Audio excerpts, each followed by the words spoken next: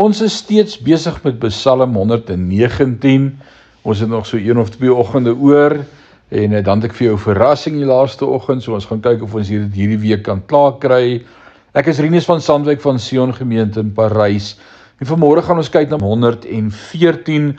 Die hart van hierdie Psalm is: U gebooie het ek lief.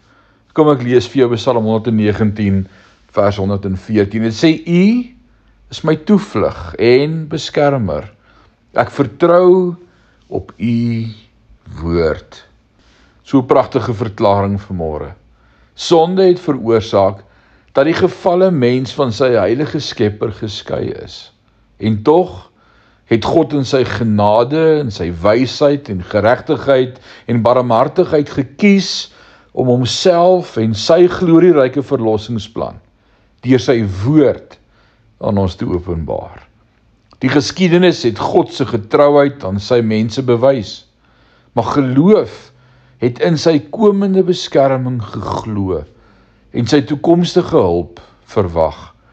En so kon die psalmdigter met sekerheid verkondig: ek wag op u woord. Die Here is nie minder ons skuld en skuilplek in hierdie sondige wêreld waarin ons leef nie.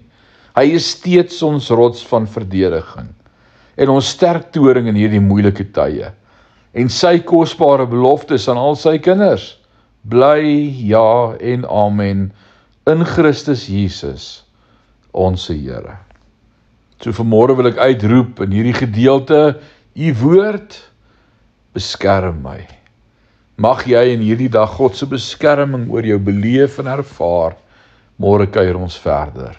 Amen.